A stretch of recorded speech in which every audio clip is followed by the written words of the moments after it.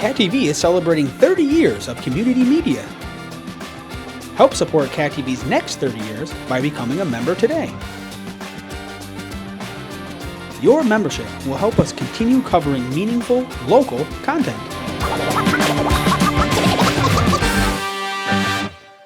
Thank you for supporting your local community media station.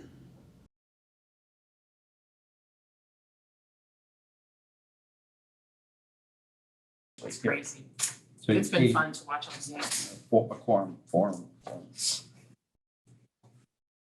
We do have a quorum? Yep. And so, well, yeah. Okay. One of the players is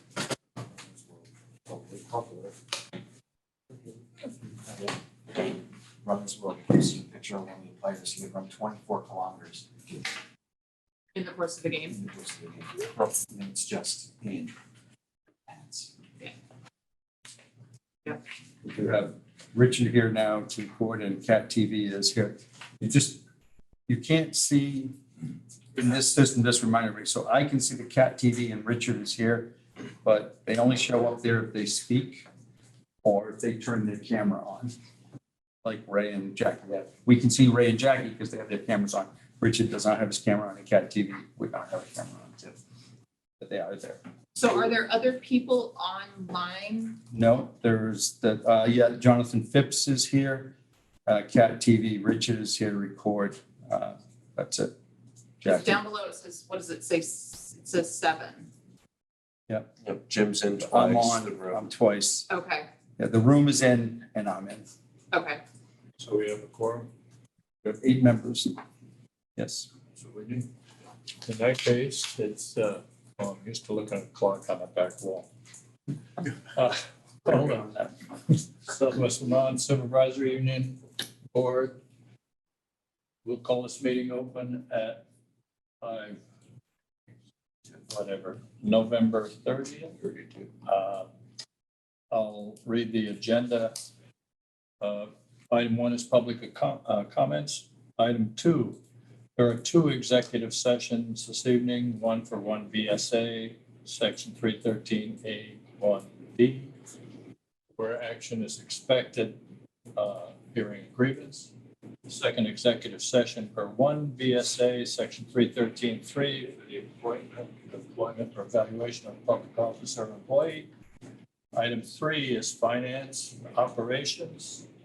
There are 2 policies this evening. Under item 4, the consent agenda includes minutes, warrants, retirements, resignations, and nominations. Those minutes are for September 22nd.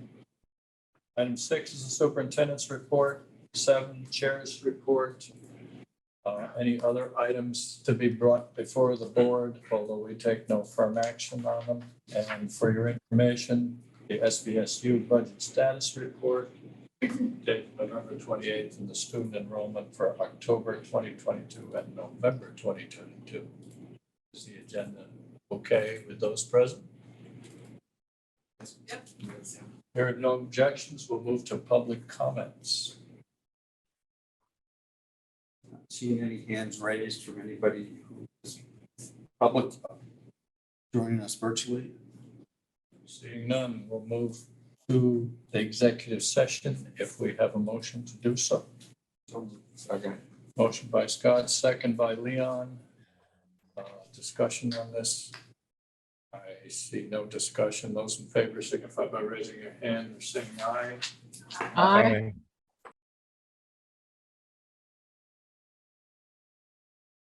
Back in the meeting.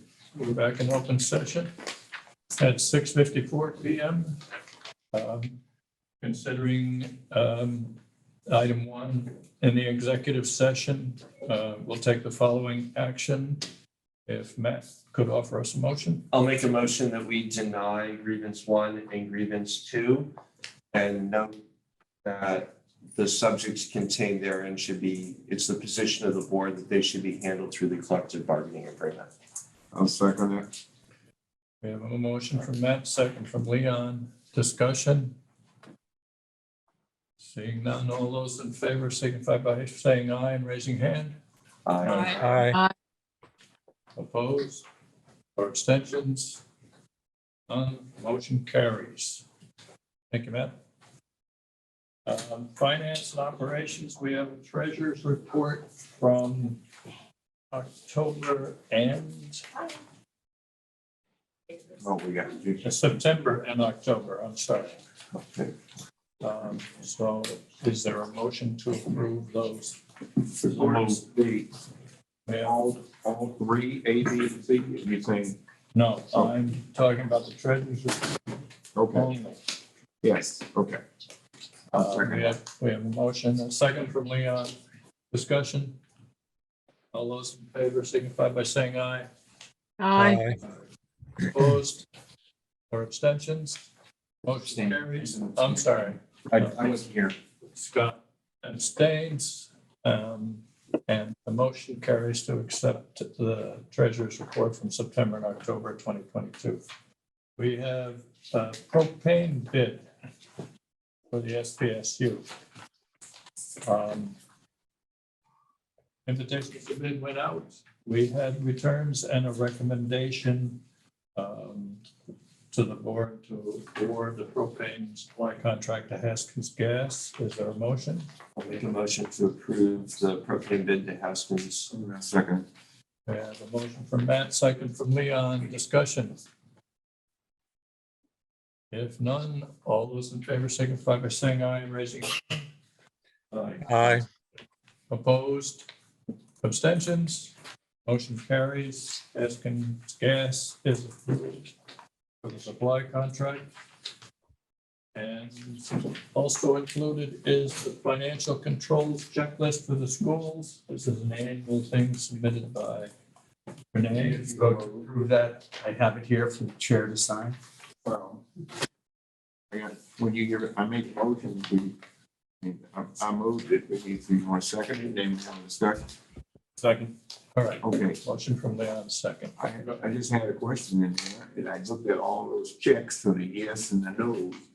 And the only one that stood out that, to me, that needs some action is the board trained financially about board finances, and I'm saying, Ray and I, we gotta talk about Ray and I that. went back and forth on where to put that check, but not everyone goes to the VSA, Vermont School Board Association training. So Right, we don't have records of who and what level of training they have, so that we felt we had to put, we don't know. right, and so now I'm saying, well, that requires some action some kind of way, we need to be able, for the next time, we need to know the answer. We need to be able to make sure that we get it some form of fashion, so that we can not be, checked in that particular fashion. That's It's a why. pretty broad question. I mean, it'll never be that all board members have gone through financial training, right? Well, yes, I saw that. It's that way, and I'm saying, well, that's one of the things that we talk about is financing of the board. And so all the board members need to have some kind of conversation about what needs to happen, whether it be formal or informal training by the chair or the superintendent or something, so that we can make sure we have that. Anytime we bring on a new board member, in between, we make sure, like, I have a new one, I sit down and make sure I go through all of the things that they should be knowing and others and aware of, education, finance, and whatever along that line, committee meetings. And so we can check that way. That was what I said, that's all. Other discussion? If none, sorry. I'm trying to remember.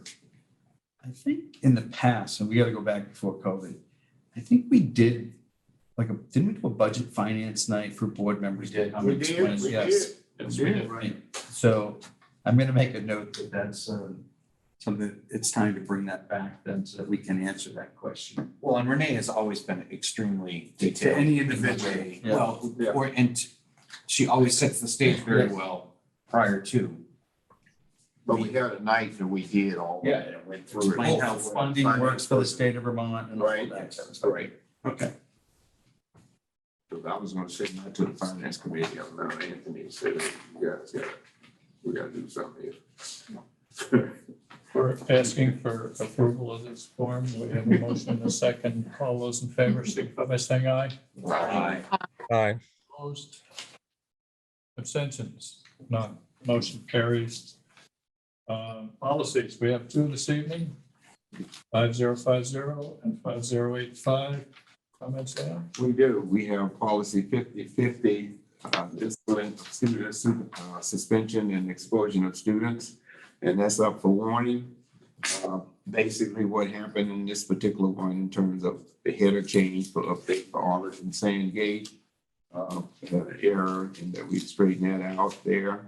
And then we made some clarifications in terms of the building administrator versus the superintendent and the designee in that particular document to clarify was making the decisions along that line. So that's basically what's in that document.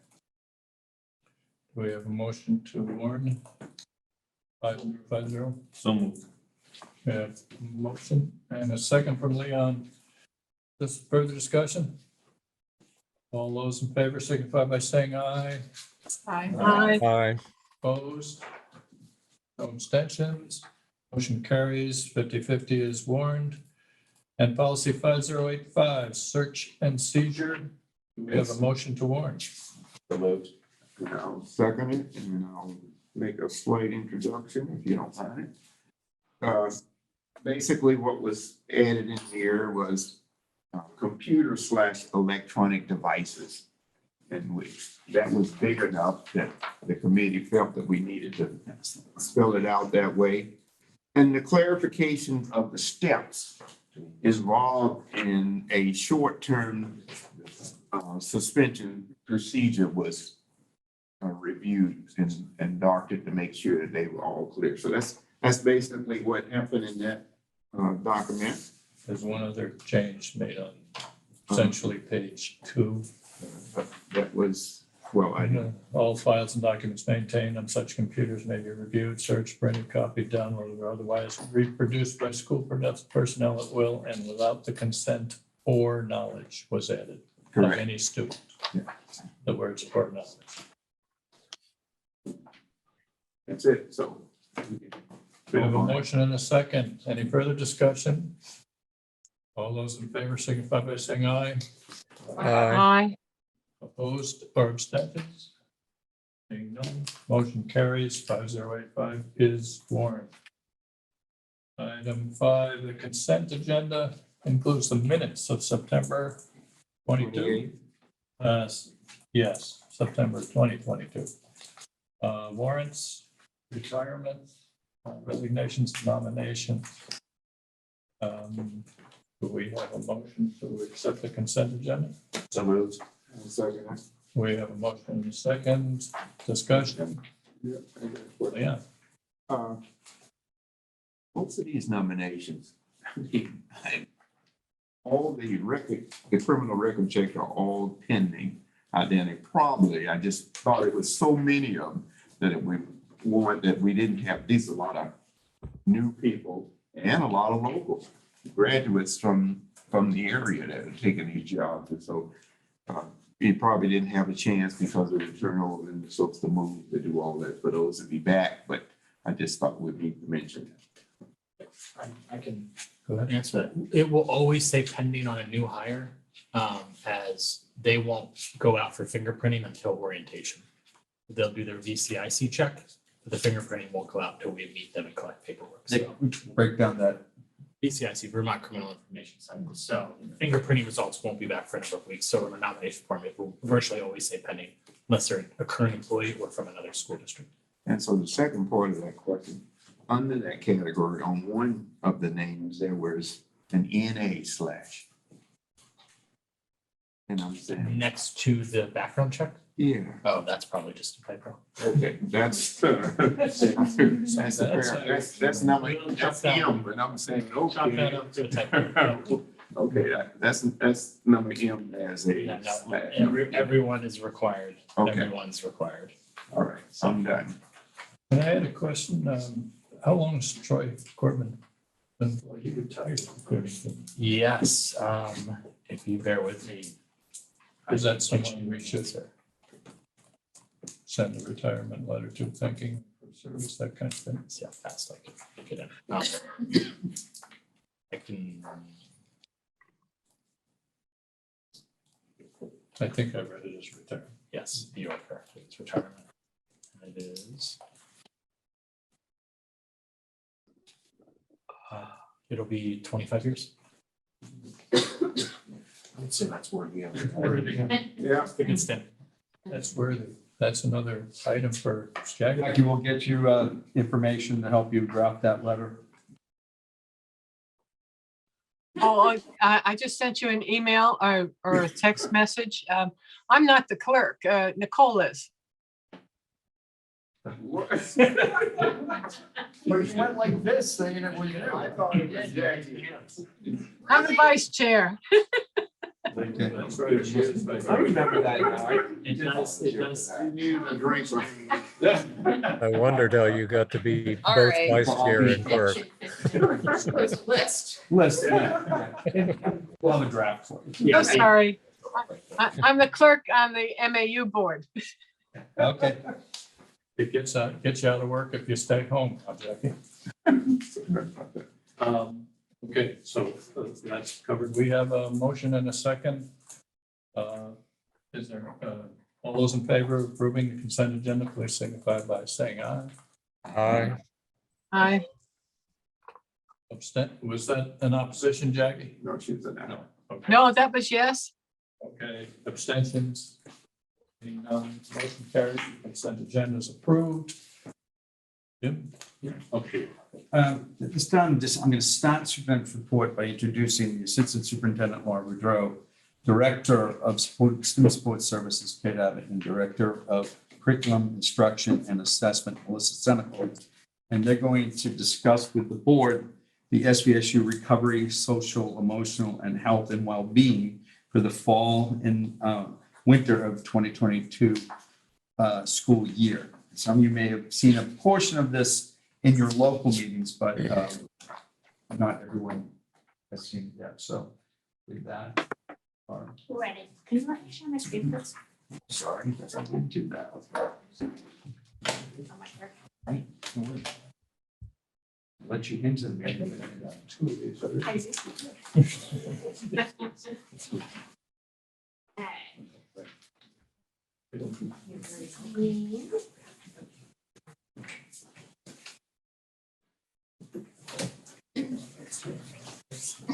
Thank you. Yes.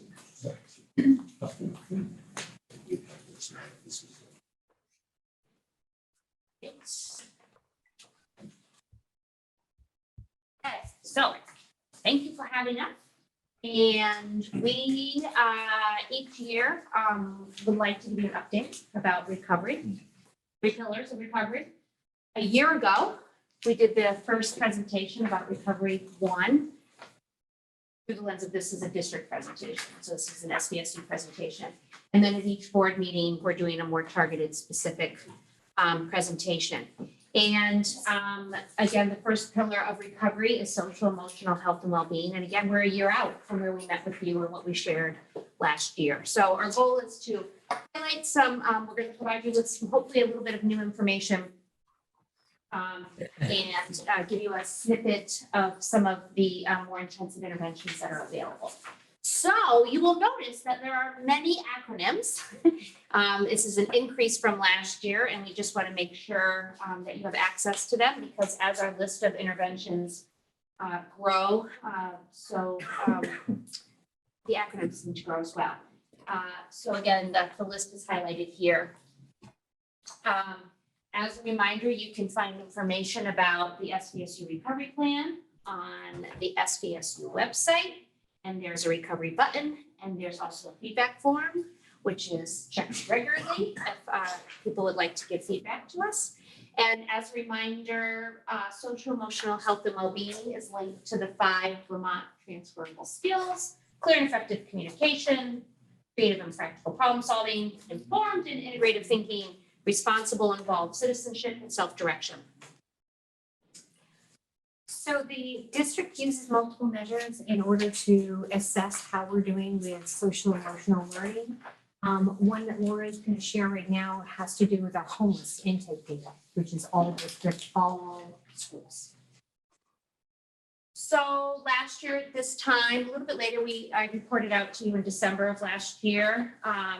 And so this again is our homeless, this is the intakes that I do as homeless liaison. So last year at this time at the pre-K elementary level, I had done 26 intakes, and at the secondary level, I had done 18. And this year, as of November 10th, I've completed, or at that time, because I've completed more since then, the pre-K elementary is at 29 intakes, and at the secondary level, we have 24. So that's just a little snippet of some district level data to think about. And so what do we use our data for? We use it to drive our instruction. So for behavior, social, emotional, and health and wellness, for anybody that has, we're on page 2. Under behavior, all of our students, because that's tier 1 in K through 3, receive positive behavioral interventions and supports. And also you can see with the grant title funding, conscious discipline. PBIS, or positive behavioral intervention supports, goes through the entire thread of K through 12. For social emotional, again, grant funded, we have Second Step, which is a social emotional learning resource. And that runs right up through middle school for our students. Zones of regulation, also grant funded, and conscious discipline. You will also notice in the middle and high school level, we have restorative practices and our standards, our prioritized standards for health and wellness under our health curriculum and our physical education curriculum. And I'd like to remind you as we move through this presentation to notice where you see spots where we marked where we use grant funding, because we want to make sure you're aware of how we're using our grant money, and down the road as some of this money expires, those are things we're going to need to think about as a team. So we again, I'm only highlighting new opportunities this year. We are offering trauma opportunities on a rotating basis, and our new opportunity this year is around having our trauma consultant actually go into schools and collaborate with leadership teams. And that's at the request of the building administrator. We've added 2 new restorative practices. One actually happened yesterday afternoon with our trainer, John Kidda, called Restorative Conversations. So really getting at how do you have the conversation. I watched 2 participants participating in the training. They jumped off and were just super appreciative. And we know that the one thing they've asked for is more people need to take this. So our goal is to continue. We've just started. And then we're offering office hours. So if you're a school that's implementing circling practices, John Kidda is available you can jump on and problem solve. Other than that, the opportunities that you see are on a rotating basis, including trauma drumming, which will start up again this spring. So our new little snippet of information that we're going to provide for you on page 4 is around the tier 3 SVSU interventions linked to social emotional behavior. Tier 1 means that's what every child gets for behavior and social emotional instruction. And after we do some benchmark data collection, we then look at tier 2 for some students that need a little bit more.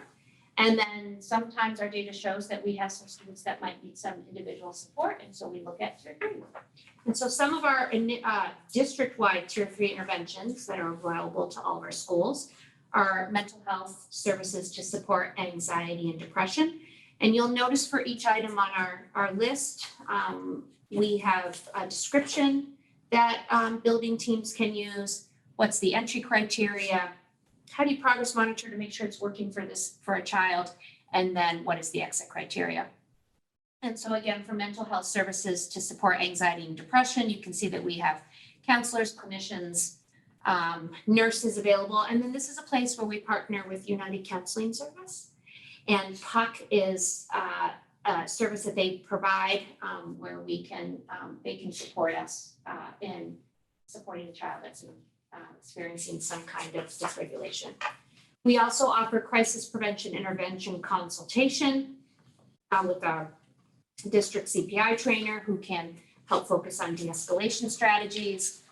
Something we created in-house is an SVSU crisis consult team. So a principal can say, our leadership team really needs help problem solving around the child. And is there a couple people that can come sit with our team and just troubleshoot? And they can reach out to the superintendent, and he reaches out, and we find we look at our staff to see who's available, and we try to send a couple of people to sit at a team meeting just to problem solve, because sometimes another set of eyes is a helpful thing. So once we've implemented those resources, if a child has benefited from all those resources, but still is not really able to come to the table at school and learn, and they are still facing some challenges with their behavior, we do have an on-point intervention. On-point intervention is for children in grades 1 through 5, for children that have behavioral challenges and mental health needs. It's a smaller setting with both clinical and behavioral supports. And for children who are at the center, they each have an individualized behavior plan, and they're monitored on a daily basis on how they're doing with their behavior. And once a child has become safe for 2 months, and we're not talking 100% safe, we're talking 80% safe, because all of us have our moments, right? We start talking about their transition back to their home school. We have board certified behavioral analysts. This has been a new tier 3 intervention.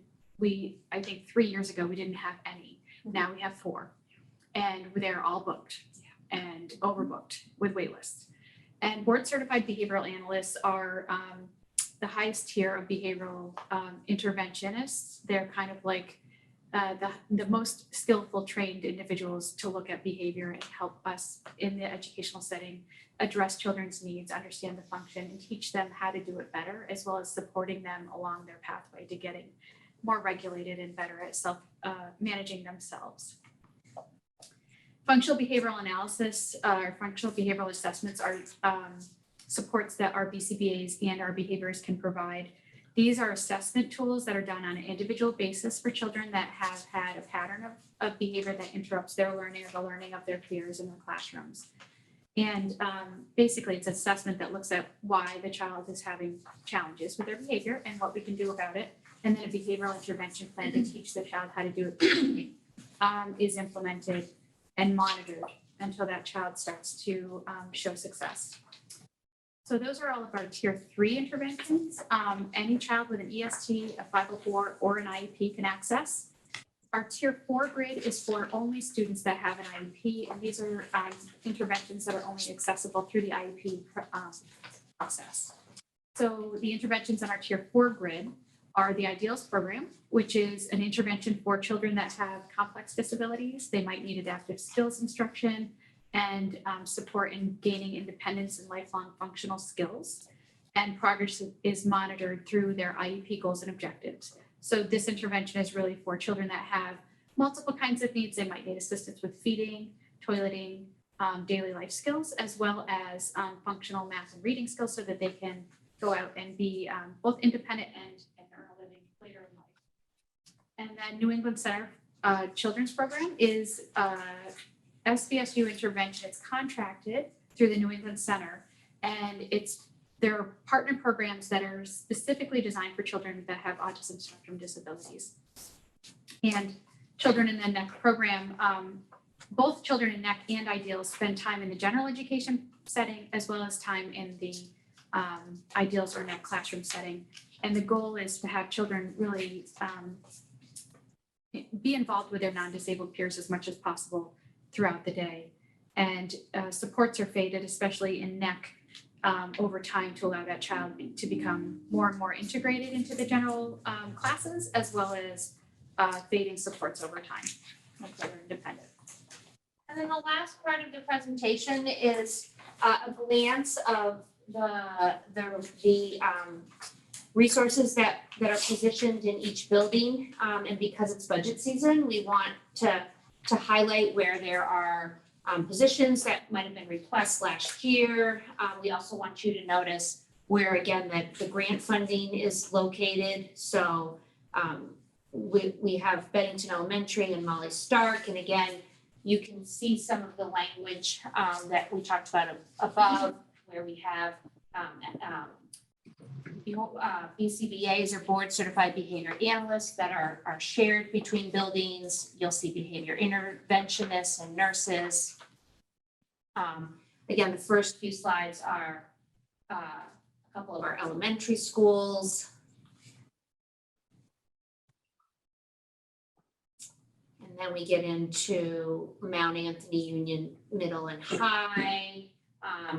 You'll see a little bit of a language change where, for example, the high school has an adjustment counselor that works closely with the counselors. And then we also have at the middle school, the prevention coordinator, who's also funded through a grant as well to support education linked to drug and alcohol. We have Fisher in Arlington, and again, you can get a snapshot of what's locally funded and funded through grants. And then finally, we do have additional supports that are at the district level, linked to different grants that we can send out and can support different places along the way. So our goal tonight was just to give you an overview and an update of our continued implementation of Pillar 1 of recovery, social emotional health and well-being, to give you a sense of what's happening educationally and then linked to the resources that are supporting. So thank you for having us. Do the chair any questions for them before we move? Or I just had a couple of questions. Could I follow up with you? Oh, yeah. Okay. Thank you. Thank you for your presentation. It leads up to what I want to discuss the board. When I meet with these three administrators, one of the things we do is we look at a lot of student data, and behavior is on everyone's mind of our students. The good news is the vast majority of our students are regulated well and learning, but there are students that are impacting our schools in ways that, particularly with younger students, if you're on the elementary board, you've heard me mention this. So one of the things that we are actively pursuing at this time is our On Point program has no more capacity. And what the data shows us, we do have a small percentage of students, but it's the frequency that we're seeing behavior issues with the same numbers, that maybe the setting that they're currently in is not the best for them and they need an intervention. So where do we do that? So Dr. Abbott is leading a quick review and study of some alternative sites that we may be able to provide interventions to these students to avoid out-of-district placement, which is what we do not want to do. We want to keep our students, our learners, as close to their schools, their home schools. So once they receive that intervention, it is easier to transfer them back in there. So I mentioned it here tonight first at the SVSU, because then as we get to the December meetings with the other boards, I will be, let you know hopefully more details of what we will be proposing so that we can help all learners and regulate our schools.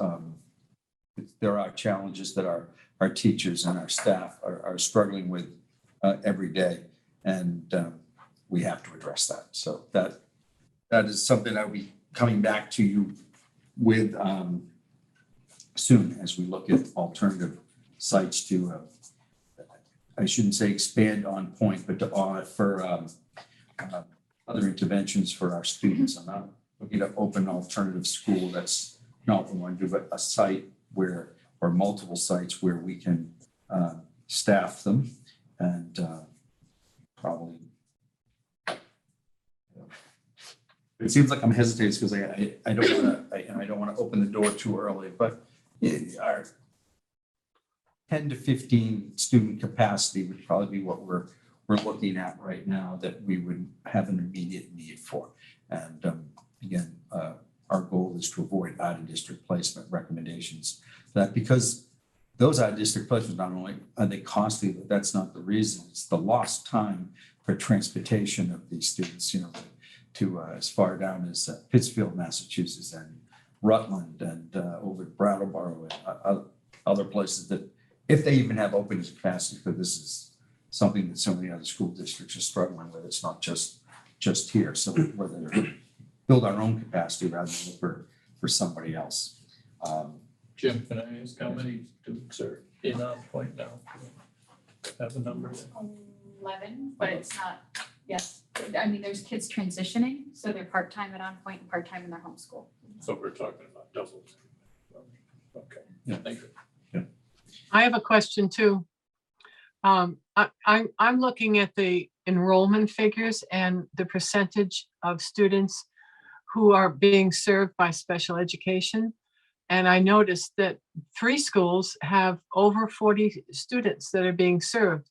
I personally don't think that that's good. So if this solves that problem, I applaud it, because if you have a class of, let's say, 10 students or 20 students, then that means 8 of them are special. Let me see, do I have that math right? 8 of them would be special ed, correct? So that would be a very difficult class to handle. Absolutely. Yeah.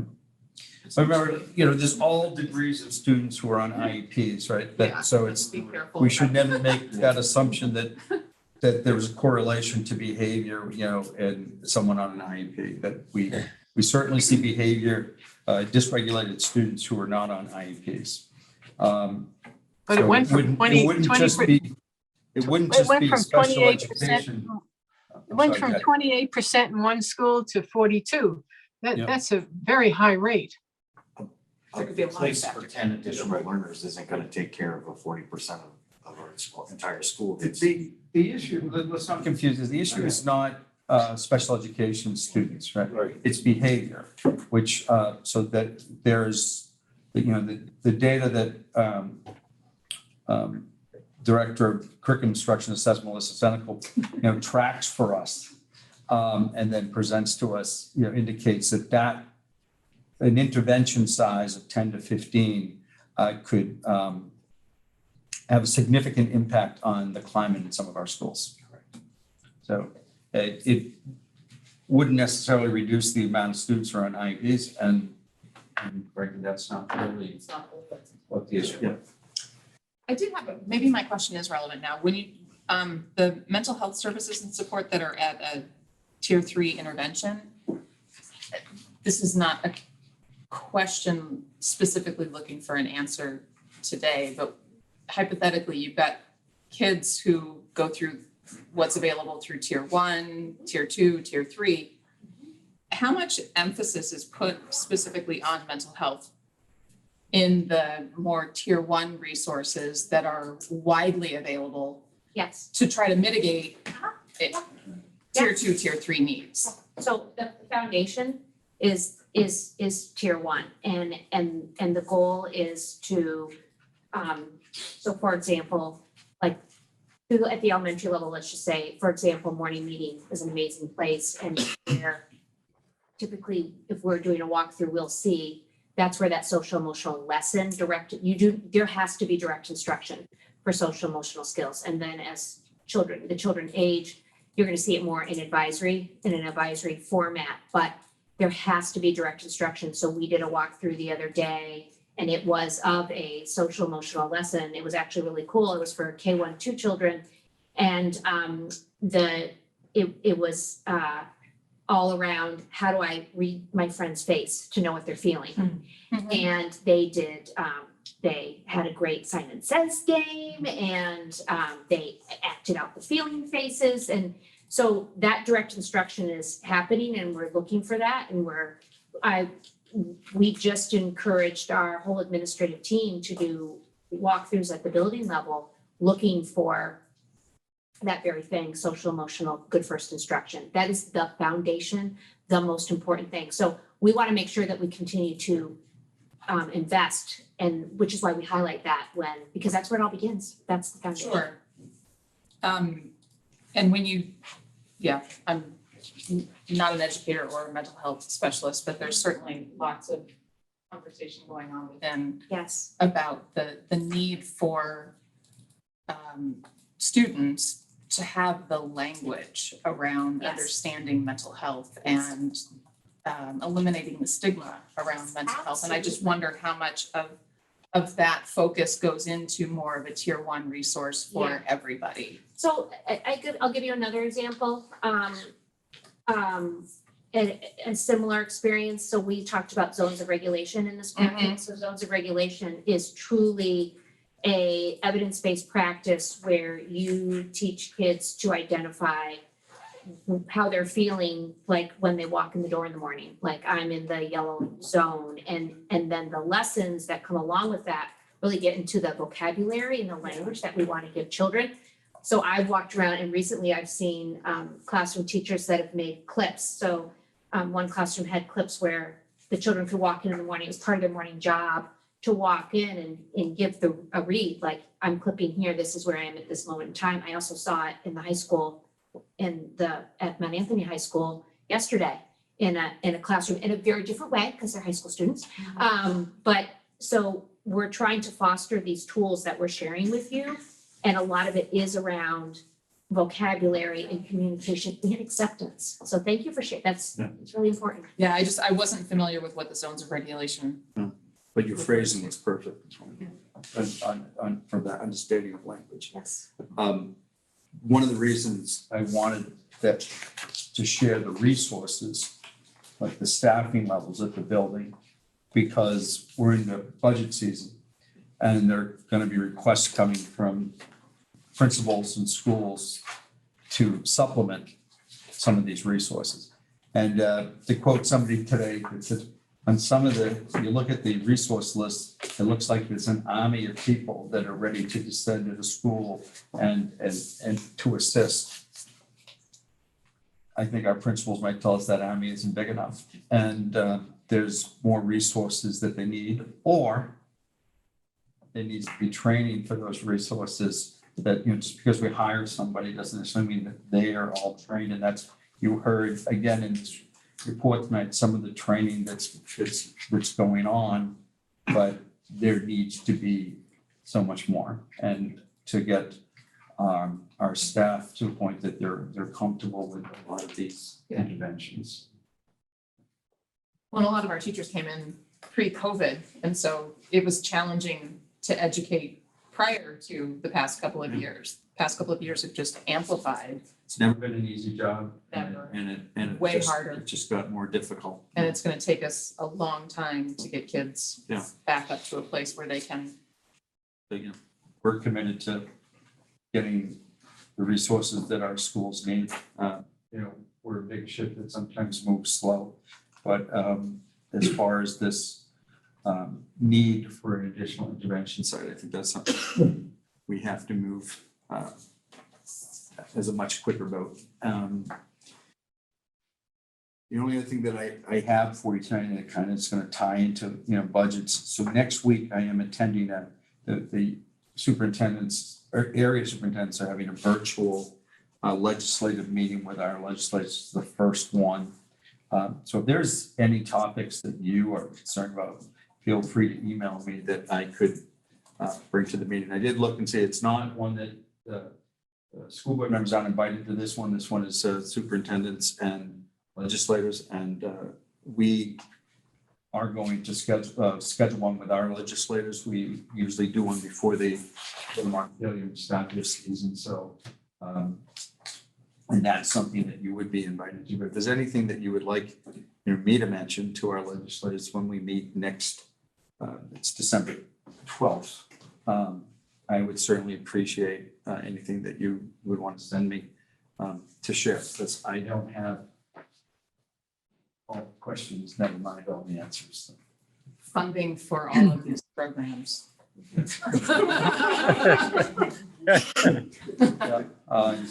Period. Right. I mean, to put There's it a on the concern burden about of when these interventions, one of the reasons, again, that when you look at this and we wanted to identify the funding source in this, the challenge is going to be to keep these, how do we get them out of ESSA funds and into our budget? And And with the impact of inflation negotiations, and we're, what will our schools look like then? Yeah.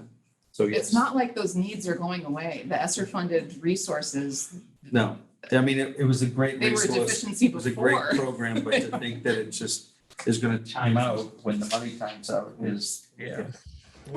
What's helpful is the more I was in a meeting with some of our community partners this morning and it was around homelessness, but mental health came up. And the more we're all talking to each other, I think that helps us too, because our community partners have boards and committees as well. There was a group that met this morning with one of our representatives and it was another organization that we partner with. And that was their pitch. You need to help us continue to secure our mental health resources. Our community is in desperate need. So the more we continue to talk to our community partners, I think that helps. It keeps it right on the forefront. Yeah, no more mandates, just fund our programs. Thank you. Thank you, Jim. I'll try to keep this brief. Superintendent's evaluation is coming up and we'll get together on that in bits and pieces, I guess. There is a form with some questions on it that Nicole has. I'll make sure the other members of the evaluation team get that. Policy 2600 is on the website. If you want to access that, that tells us what we should be doing. And any other resources you want to add to it, please email any of us so we can put that together. We need to schedule, let me save that for a minute. There was a education conference in Lake Maury in October, which Leon, Jackie, I, and Jim went to. Sessions on data literacy, educational inequities, school facilities was a big issue because there's no money out there for school facilities. They talked about superintendent evaluations, how to run effective board meetings, those kind of things. A lot of discussion about social emotional issues and how the statistics don't look so good. At any rate, there was a terrific presentation done by students that had to do with all the pressures that kids face today, and we often don't think about it.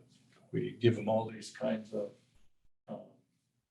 freedoms, and then we expect them to have all kinds of responsibilities without helping them get through that. And I think that was part of the focus. Additionally, there were 5, I think, resolutions that most of us should have seen online that the SBA put out that had to do with funding for testing, PCBs and radon testing, that we shouldn't be paying for that locally.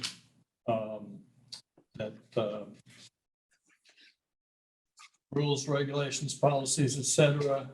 That a school receives funds from the statewide education fund have to apply to everybody, regardless of the school situation. School meals was an issue. And I voted in favor of all of those proposals, with one exception that had to do with how the CDC is essentially funded and tracked, and I didn't feel that that was our purview. So I didn't vote on that issue.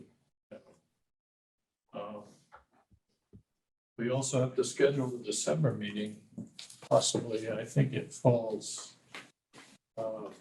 Wednesday in between Thanksgiving, I mean, Christmas and New Year's right now. the 28th would be our normal meeting. We can do it a week earlier or go ahead with the 28th. I think Jim is not here and a lot of people are traveling. What's the board's pleasure? Can we tag it on to the MAU board meeting on the end? Yeah, When- on, MAU would be on the 21st, Yes. to make a long night. What's Right. that? 14. We upcycle it and put it on Thursday, like 22nd or something, does that? Renee's gonna probably want a budget meeting at some point too, so. Looking at, So that's why I thought about I said an all board night or something like that, because to get them all in, all these meetings that you want to have, you can just stack them up all on one day. And, I'm in agreement. and bring in some reserves around the room for refreshments, and then you'll get them all in here. If you can't get it over the internet. What time do you start Mount Anthony meetings? Well, Mount Anthony, we normally go 6 o'clock, but if we're gonna talk about finance and education or anything else, we can just line them all up on that day if we think that we can do all of those that way.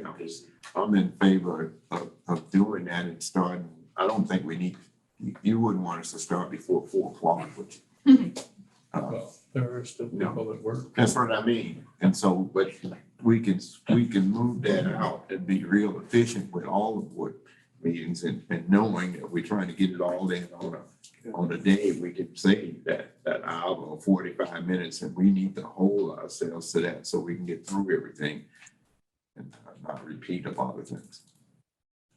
I would suggest that if finance is brought up there, that's never a short. Well, you won't need to kill everything on the finance committee meeting at the same night, but it's an opening. They hadn't met to talk about budget along that line. So that would be an opening introduction meeting and not try to resolve all the issues there. I think we look for an alternative night, maybe for the SU, because then, but so that you can do your finance night. So I will speak with Renee and find out when she thinks she'll have the SU budget ready to present. And then we do an SU budget and meeting night, like on a Tuesday or Thursday, and we'll send out an email to everyone and see what people's availability, and then keep that 21st for MAU, because I imagine they'll do the same thing. It'll be start with a budget meeting, finance committee meeting for. We've done that before. Right. Yep.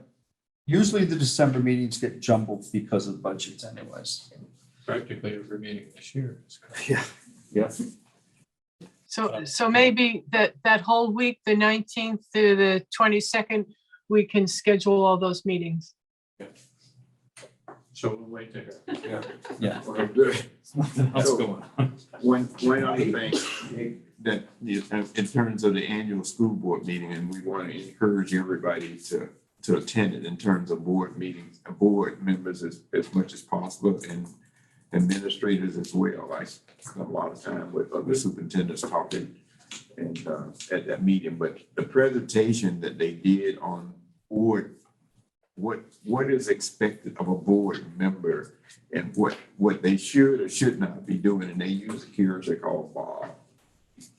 And they had Bob go through a lot of scenarios as to what you should be doing, what you shouldn't be doing. I'm The telling School Board Association would make that available to show locally?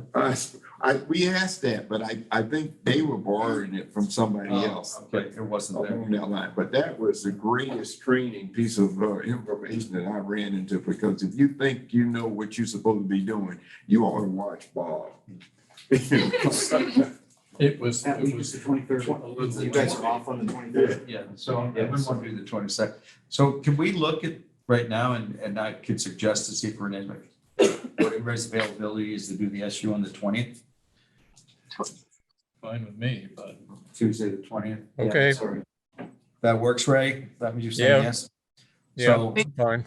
so why don't we tentatively pencil that in for the 20th, keep the MAU the 21st. You're the week before, I only think the Wednesday. And before, right? what time on the What time you talking 20th? about on that day? You typically meet at 5:30, right? So That's- keep it at that. So we only mess with the day, not the time.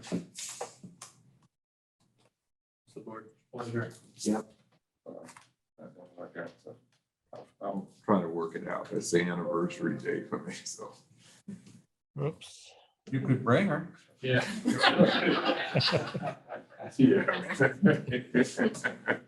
Or I'll send you flowers. So the MAU board then would be regular at 6? Regular, yeah, we'll try to not move too many things. So the only meeting we'll move is the SU meeting and keep the MAU on the 21st. And then the finance meeting? I would suggest that you do it before each meeting.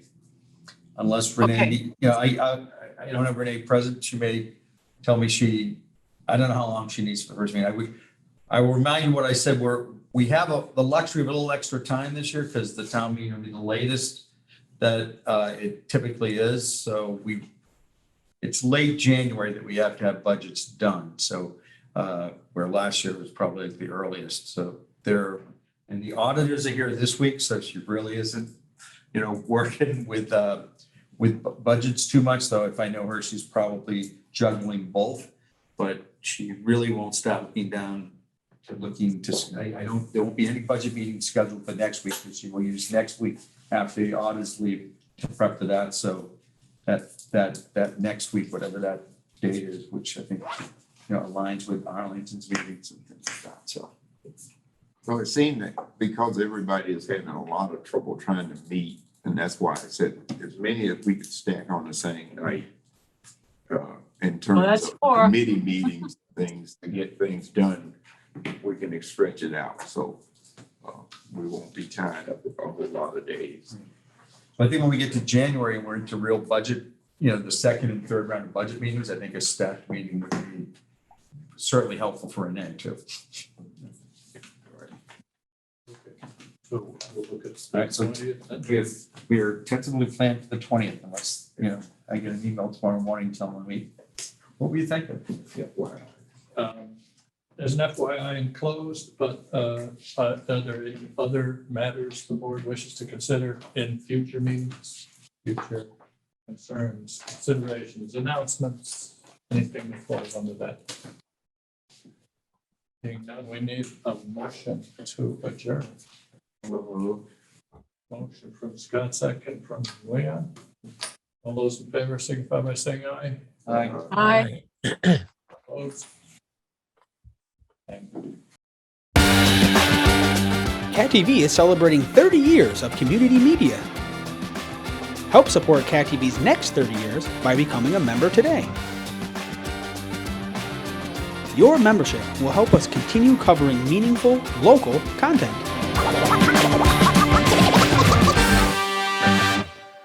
Thank you for supporting your local community media station.